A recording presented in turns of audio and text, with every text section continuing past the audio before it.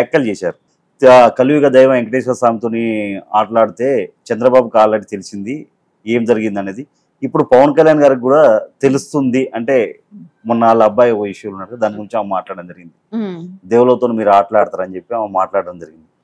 అసలు ఒక తల్లి స్థానంలో ఉన్న లేడీ అలా మాట్లాడటం అనేది చాలా, అప్పుడు కుర్రాడు ఎంతండి 6-7-8 ఇయర్స్ ఏమో, అంతే. అంత చిన్న పిల్లాడిని గురించి కూడా మాట్లాడిందంటే అసలు మనిషి కాదని అనిపిస్తుంది.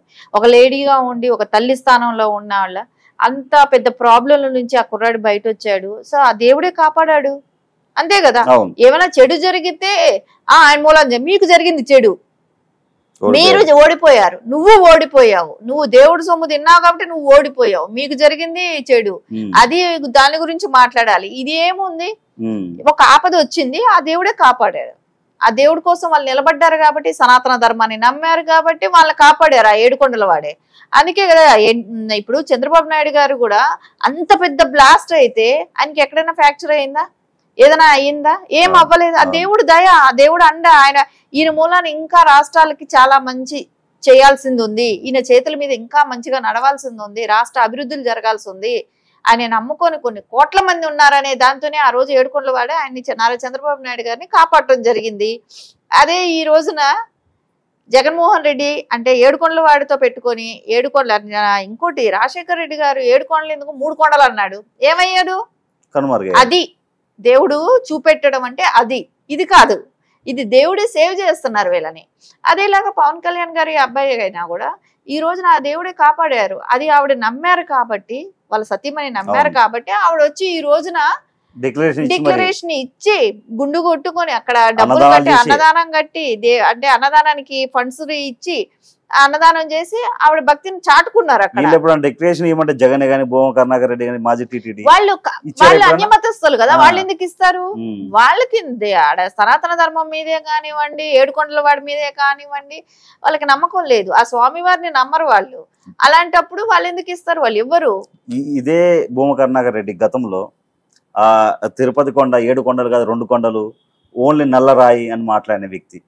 మరి ఇప్పుడు ఈ రోజు ప్రభుత్వం, కూటమి ప్రభుత్వం వచ్చినాకనే ఒక 100 ఆవులు దాకా చనిపోయాయి, కూటమి ప్రభుత్వం కరెక్ట్ లేదు, మమ్మల్ని రానివ్వాలంటే రానివ్వట్లేరు పోలీసులు అని చెప్పి రోజా గారు మాట్లాడారు.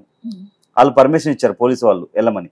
మేము 4 వస్తాం, మేము 5 వస్తాం, 10 మంది వస్తాం అని చెప్పి మాట్లాడితే పోలీసులు అరెస్ట్ చేశారు. దీనికి రోజా గారు ఏమంటారంటే ఆడంగి ఎదవల్లాగా రమ్మని చెప్పారు, ఛాలెంజ్ చేశారు, పోలీసులతో అరెస్ట్ చేయించారు, ఆడంగి ఎదవలు అంటుంది. అంటే ఒక స్త్రీ అయి ఉండి ఆడవాళ్ళ గురించి అలా మాట్లాడడం కరెక్టా?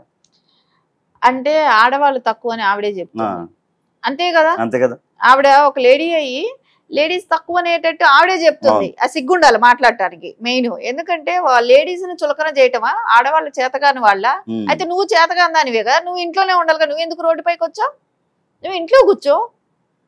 ఇప్పుడు ఎవరైనా గాజులు వేసుకున్నావా అని అంటేనే తప్పుగా మాట్లాడుతున్నాం. ఏంటి గాజులు వేసుకుంటా అంటే మహిళలు గాజులు వేసుకోకుండా ఏం వేసుకుంటే అది గాజులకి కించపరుస్తారా, మహిళల్ని కించపరుస్తారా అని చెప్పి మాట్లాడుతున్నాం. ఇలాంటి టైంలో ఆడవాళ్ళు అనే మాట మాట్లాడటం ఏంటి? ఆడవాళ్ళ గురించి ఏమీ లేదు. ఆవిడ ఒక లేడీ అని మర్చిపోయింది. అంటే ఆవిడ అటు ఇటు కాందనే మాట్లాడాలి. ఇంకా అంటే ఇప్పుడు ఆవిడ ఆడ మగ అనేది ఆవిడ డిక్లరేట్ చేయాలి.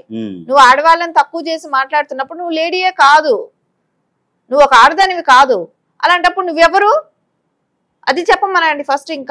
ఇంకా ఆవిడ నీ లేడీ కాదు, నువ్వు ఆడవాళ్ళలాగా ముడుక్కొని దాక్కున్నావా అని అంటే ఆడవాళ్ళు ఎవరు దాక్కుంటున్నారు ఇవాళ రేపు? అందరూ ధైర్యంగా వచ్చి పోరాడుతున్నారు. నువ్వు పోరాడుతున్నావు, నువ్వు వస్తున్నావుగా రోడ్డుపైకి, నువ్వు ధర్నాలు చేయడానికి వస్తున్నావు కదా, నువ్వు కూడా తక్కువ? ఇవన్నీ చూస్తే రోజాకి నోటికి అదుపు లేదు. ఏదో లైవ్ లైట్ లో ఉండాలి, రోజు ఆవిడ గురించి ఏదో చర్చ జరగాలి, ఆవిడ ఏదో ఒకటి మాట్లాడటం తప్ప ఆవిడకి మాట్లాడే మాట దేం మాట్లాడుతున్నా ఏంటి అనేది కూడా అర్థం అవ్వట్లేదు.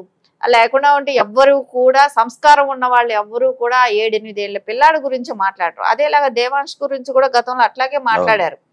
ఆ పిల్లాడిని గురించి, చిన్న పిల్లాడైనా కూడా ఆ అబ్బాయిని గురించి కూడా అట్లాగే మాట్లాడారు. ఈ రోజున పవన్ కళ్యాణ్ గారు అబ్బాయి